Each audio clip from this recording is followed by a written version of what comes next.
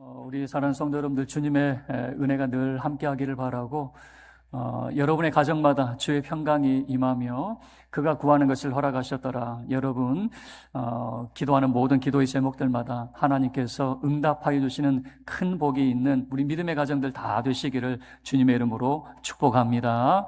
오늘 본문의 말씀을 가지고 내 부모를 즐겁게 하라라고 하는 제목으로 우리가 함께 은혜를 나누도록 하겠습니다. 성경에서는 효 사상이 보이지는 않아요. 그런데 이제 부모 공경에 대해서는 이야기를 하고 있습니다. 크게 세 가지 내용으로 살펴보려고 하는데요. 부모를 공경하라, 내 부모에게 청종하라, 내 부모를 즐겁게 하라. 이 세 가지 내용으로 함께 은혜를 나누고자 합니다. 첫 번째는 내 부모를 공경하라. 이 십계명의 내용을 보면요, 하나님께서 이스라엘 백성들에게 말씀을 전하실 때 시내산에서 천둥과 번개, 그 가운데에서 말씀을 하셨어요.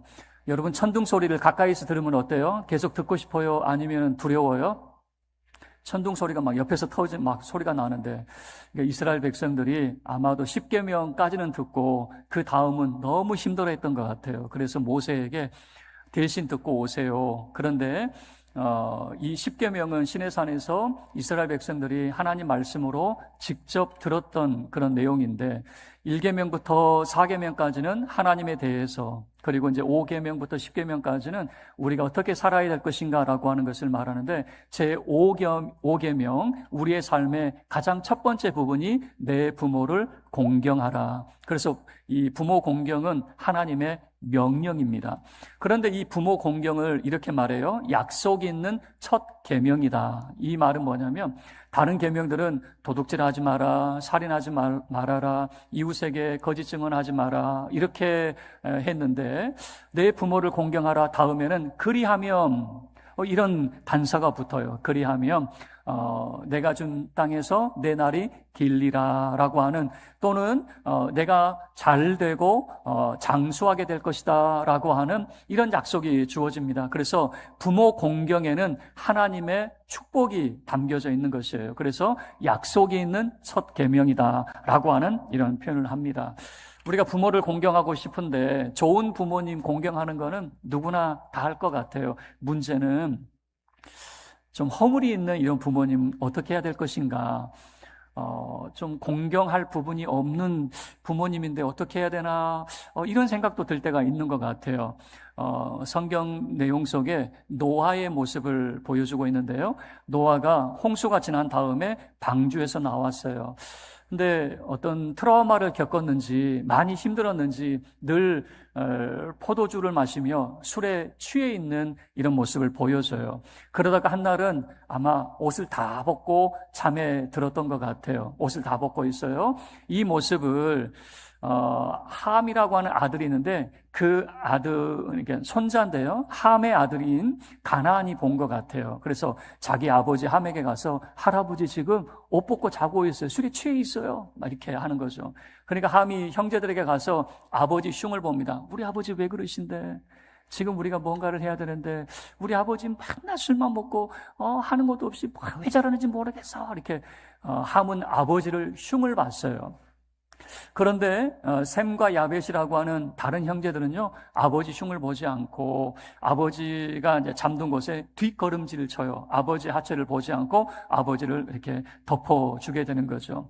술에서 이제 깬 노아가 이 내용을 알고 자식들을 축복과 저주를 하는데, 함의 아들이었던 그 손자죠, 가나안을 노아가 저주를 합니다. 그리고 셈과 야벳에게는 축복을 해줘요. 자, 그럼 또 이런 질문이 들 수 있어요. 아니, 아버지가 축복한다고 그게 뭐 대수야? 축복하면 뭐 그게 돼? 라고 이렇게 생각할 수가 있잖아요. 그런데 아버지의 축복, 부모님의 축복은 그대로 됩니다. 야곱을 우리가 볼 수가 있는데요. 이 야곱은 형에게서는 장자권을 빼앗았어요. 그리고 눈먼 아버지가 나이가 많아서 눈이 좀 멀었어요. 그리고 그 형에게 축복 기도를 해주려고 했는데 그 축복 기도까지 빼앗았어요. 야곱이 빼앗았어요. 그러면 이 축복 기도까지 빼앗은 사람, 이거 자기 것 아닌데? 이렇게 우리가 생각할 수 있잖아요. 그런데 아버지의 기도를 받은 야곱 어떻게 되었을까요? 빼앗은 사람이잖아요. 그런데 성경은 무엇을 보여주냐면 부모의 축복을 받은 사람은 하나님의 축복을 받는 모습을 보여주고 있습니다.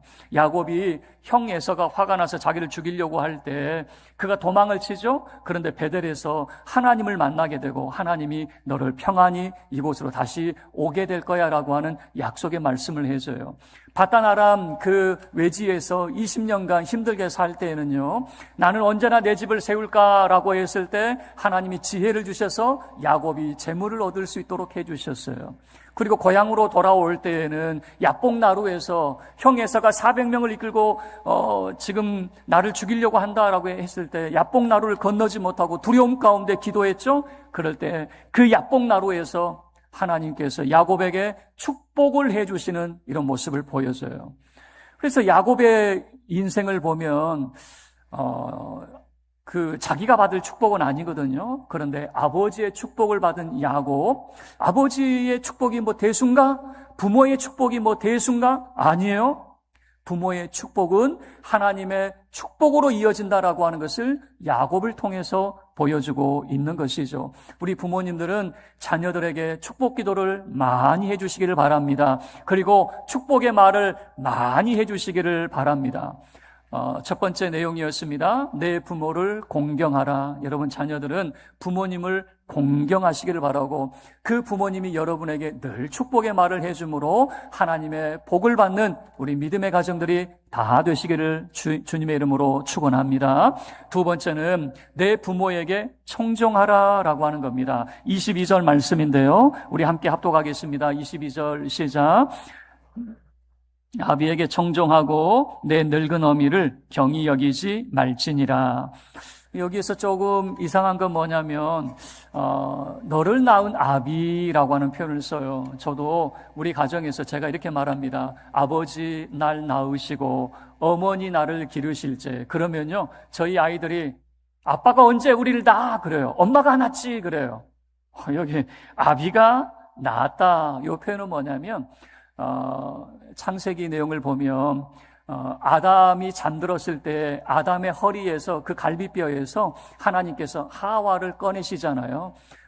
유대인들의 사고 가운데에는 아버지의 허리에서 자손이 나오는 것으로 아담처럼 그렇게 나온 것으로 이해를 해요. 그래서 아버지가 낳으셨다. 물론 25절 하반절을 보면 너를 낳은 어미라고 하는 표현을 써요. 어머니가 낳으셨다라고 하는 표현도 나타나죠. 자, 그러면 청종하라라고 하는 표현을 써요. 청종은 단순히 듣는다라고 하는 의미를 넘어서 순종하고 복종한다라고 하는 의미가 이 속에 담겨져 있습니다. 그리고 내 어미, 늙은 어미를 경히 여기지 말라.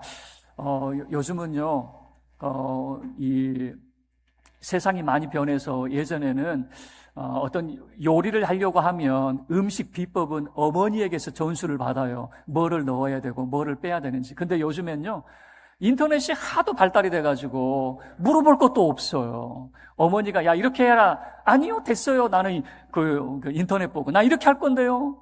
이러는 거죠. 그런데 성경은 이렇게 말합니다. 청종하고 경히 여기지 마라. 이 말의 의미가 뭘까요?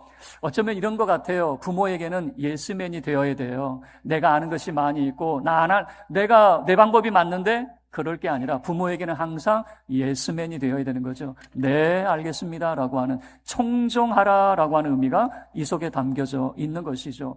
때로는 부모님의 그런 말씀이 힘이 버거울 때가 있어요. 그걸 내가 꼭 해야 되는가? 따라야 되는가? 부모님 말씀 따른다고 내 삶에 뭐 어떤 변화들이 나타나는가? 이렇게 생각할 수가 있어요. 그런데 부모님 말씀에 청종하면요, 정말 놀라운 일이 벌어집니다. 다윗을 보세요. 어린 다윗이 아버지의 이제 이 심부름이죠. 아버지가 심부름을 시키는데, 지금 형들이 전쟁터에 나가 있는데, 형들에게 가져다 줄 그 도시락 있죠. 이것을 그 막내 아들, 아직은 어린 아들에게 이 심부름을 시키는 거예요. 저는 아니 전쟁터는 위험한 곳 아닙니까? 여러분 이게 말이 안 맞잖아요. 이런 위험한 곳에 누가 가야 돼요? 어린 막내 아들이 가야 돼요? 아버지가 가야 돼요? 제 생각에는 이런 위험한 곳은 아버지가 가야죠. 왜 어린 막내 아들을 보냅니까? 그런데 이 막내 아들이 아버지의 심부름을 하게 되죠.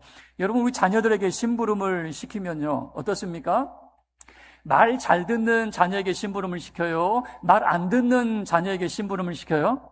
제가 해보니까요, 말 잘 듣는 애에게 또 심부름 시키더라고요. 그러니까 한 번 시켰는데, 하기 싫은데요. 그러면은 저도 좀 시키기가 뭐한데, 또 말 잘 듣는 자녀가 있어요. 그 자녀는 계속 그 이름을 불러요. 야, 누구야, 누구야, 좀 네가 심부름 좀 해라. 이렇게 되는 거죠. 아마 다윗도 말 잘 듣는 그런 아들이었던 것 같아요. 그런데 아버지의 심부름을 했을 뿐인데, 아버지의 말씀에 청종했을 뿐인데 무슨 일이 벌어진지 아십니까? 그 위험한 전쟁터라고 생각했는데 다윗의 인생을 뒤바꾸는 기회가 거기에서 생겨나게 됩니다. 뭐 어린 다윗이 전쟁하려고 갔습니까? 아니죠. 그저 아버지 말씀에 청종하고 순종했을 뿐인데 그 인생의 기회를 잡는 그런 사건을 만나게 되는 겁니다. 여러분, 부모에게 청정하시고 여러분 부모 말씀에 순종할 수 있기를 바랍니다. 부모 말씀에 순종하게 되면은 인생의 기회를 잡게 될 줄로 믿습니다. 마지막 세 번째, 내 부모를 즐겁게 하라. 25절 말씀입니다. 우리 함께 합독하죠. 시작. 내 부모를 즐겁게 하며 너를 낳은 어미를 기쁘게 하라. 즐겁게 한다, 그리고 기쁘게 한다라고 하는 건 뭐냐면 항상 부모 마음이 기쁘고 즐겁게 하라라고 하는 거예요. 부모는 자식 때문에 울기도 하고 자식 때문에 기쁘기도 합니다.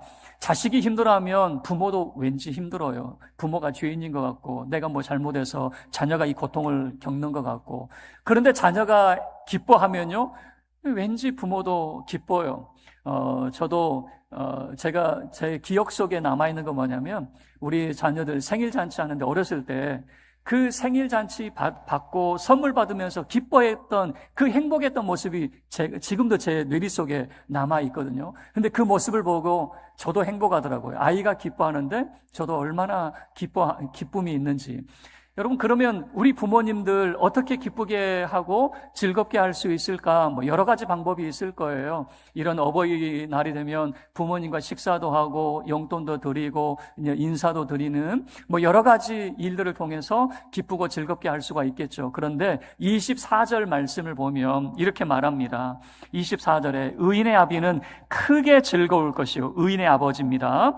지혜로운 자식을 낳은 자는 그로 말미암아 즐거울 것이니라. 의인의 아버지, 지혜로운 자식을 낳은 자, 이게 뭘까요? 믿음의 부모가 가장 기쁘고 즐겁다라고 하는 걸 보여줘요. 저는 사실은 자녀가 성공하면 부모가 기뻐하는 것 아닐까 이렇게 생각했는데 아니더라고요. 자녀가 믿음 안에 있을 때 부모가 기뻐하고 즐거워한다. 이게 도대체 어떤 의미일까? 저는 사실 제 생각은 그래요. 자녀가 성공해야 부모의 기쁨이 아닐까라고 생각하는데, 그런데 곰곰이 생각해 보니까요, 믿음이 좋은 자녀는 부모에게 잘하게 되어 있어요. 성공한 자녀는요, 자기 잘난 맛에 살아요. 부모가 뭘 해줬는지 몰라요. 그런데 믿음이 좋은 사람은요, 하나님을 경외하는 사람은 부모 공경할 줄도 알더라고요. 그래서 이 말씀인 것 같아요. 부모가 언제 가장 크게 기뻐하고 즐거워할까? 의인이요, 지혜로운 자녀, 그 자녀를 두었을 때 부모가 가장 크게 기뻐할 것이다 라고 하는 거죠.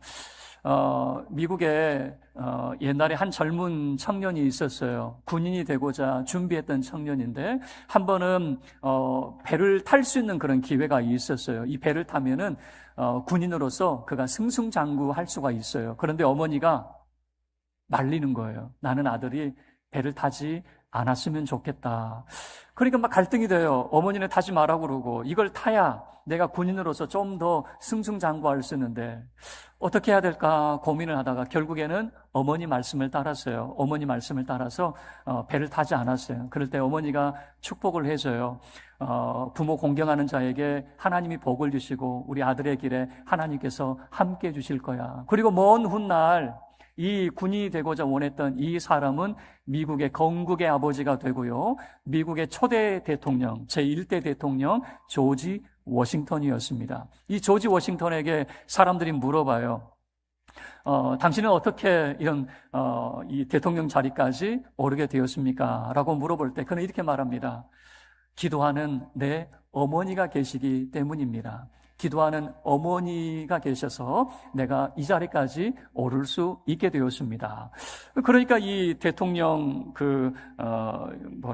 대통령 자리인 그 취임식 그 자리에 어머니에게도 사람들이 물어봐요. 아니, 어머니, 아들을 어떻게 키우셨길래 이렇게 훌륭한 아들을 두셨습니까? 라고 물어보니까 어머니는 이렇게 말합니다. 나는 하나님에게 복종하는 법을 가르쳤습니다.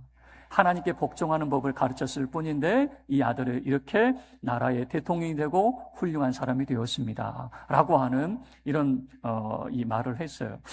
또 제가 알고 있는 사람 가운데 이종훈 판사라고 하는 분이 있어요. 이분은 무엇으로 유명하냐면 야구 선수 출신인데 판사가 되신 분이에요. 이분이 초등학교 5학년 때 이제 야구 선수가 되려고 야구 꿈나무였어요. 7년 동안 야구만 열심히 했어요. 그리고 이제 고등학교 2학년이 되었어요. 고등학교 2학년이 되었는데 아버지가 그래요. 이제 아들이 야구를 그만두었으면 좋겠다. 왜 이렇게까지 이야기했냐면 고등학교 2학년 때 주전 선수도 아니고 대타로 딱 2번 출전을 했대요. 그러면서 본인도 야구 선수로 내가 성공할 수 있을까 의문이 들고 부모님도 이제는 아닌 것 같다라고 생각을 했던 것 같아요. 그래서 고등학교 2학년 때 꿈을 접었어요. 7년간 야구 꿈나무로 열심히 달려왔는데 이제 꿈을 접었어요. 이제 공부하기로 했는데 그분이 하는 말은 뭐냐면 새, 영어 단어 버드 또는 아버지라고 하는 데이디 이런 영어 단어, 기초 단어도 몰랐대요. 학교에서 꼴찌였대요. 그래서 이분이 하루 4시간씩 자면서 공부를 했는데 공부가 지겨웠냐? 재미는 있었대요. 왜냐하면 야구는 아무리 열심히 해도 알아주지 않는데 공부는 열심히 한 만큼 성적이 나오니까 오히려 공부가 더 재밌었다라고 해요. 그런데 고2 때부터 시작을 하니까 늦죠. 그래서 자퇴를 해요. 자퇴를 하고 이제 검정고시를 준비를 합니다. 검정고시를 준비해서 대학에 가고 법학을 이제 법학대학원에 가가지고 이제 거기에서 이제 사시 준비를 해요. 사법고시 준비를 했는데 뭐 몇 번 떨어졌죠.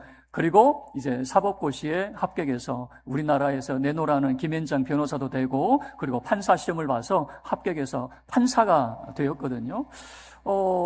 참 아들이 얼마나 훌륭합니까? 그러니까 당장 부모님이 어떻게 이렇게 훌륭한 아들을 두셨습니까? 라고 하잖아요. 저는 그 어머니를 알아요. 그 어머니 권사님을 알아요.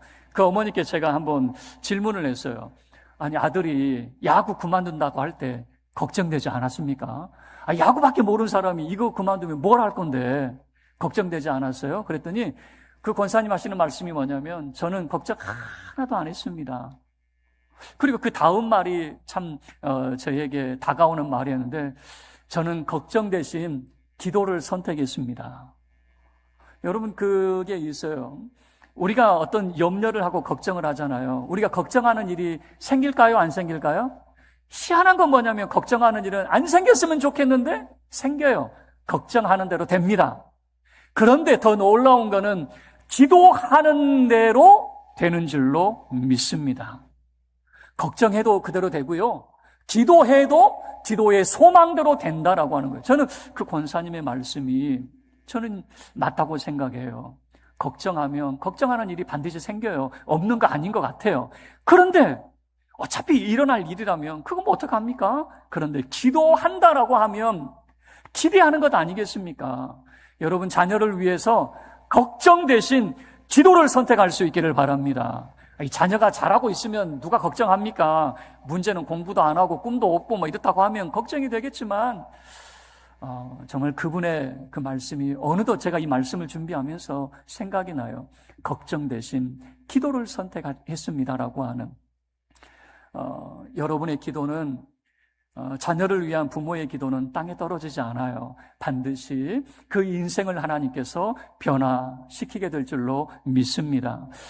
우리 자녀들은 부모를 즐겁게 할 수 있는 것이 무엇일까? 부모를 기쁘게 할 수 있는 것이 무엇일까? 항상 살피고 부모는 자녀를 위해서 기도하고 우리 자녀의 인생이 변화되는 그런 역사가 일어나기를 바랍니다. 말씀을 마치죠. 3가지 내용을 살펴봤어요. 첫 번째는 내 부모를 공경하라. 여러분, 부모를 공경할 수 있기를 바랍니다. 부모 공경은 하나님의 약속이 있습니다. 하나님께서 공경하는 자 그냥 공경해라가 아니라 그러니까 그것으로 끝나는 것이 아니라 반드시 하나님이 복을 주시는데 부모의 축복의 말은 자녀들에게 하나님의 축복으로 임한다는 사실을 여러분 기억하시고 자녀는 부모를 공경하고 부모는 자녀에게 축복의 말을 할 수 있기를 바랍니다. 2번째는 내 부모에게 청종하라라고 하는 부모에게 순종하시면 작은 심부름이라 할지라도 다윗을 보세요. 심부름했다가 그 인생의 기회를 붙잡게 되는 그런 놀라운 일들이 벌어져요. 여러분 부모에게 청종하시고 여러분의 인생에 놀라운 기회가 주어지기를 바라고 마지막 3번째 내 부모를 즐겁게 하라. 부모를 기쁘게 하고 즐겁게 하면요 부모는 여러분에게 기도할 거예요. 기도는 땅에 떨어지지 않습니다. 그 기도는 반드시 우리 자녀들의 인생을 변화시켜 놓고 말 것입니다. 여러분의 삶 부모를 공경하는 자 부모를 즐겁게 하고 부모에게 청종하는 자의 가정이 되어서 하나님께서 여러분의 가정에 평안을 주시고 복으로 함께 하시는 우리 믿음의 가정들이 다 되시기를 주님의 이름으로 축원합니다.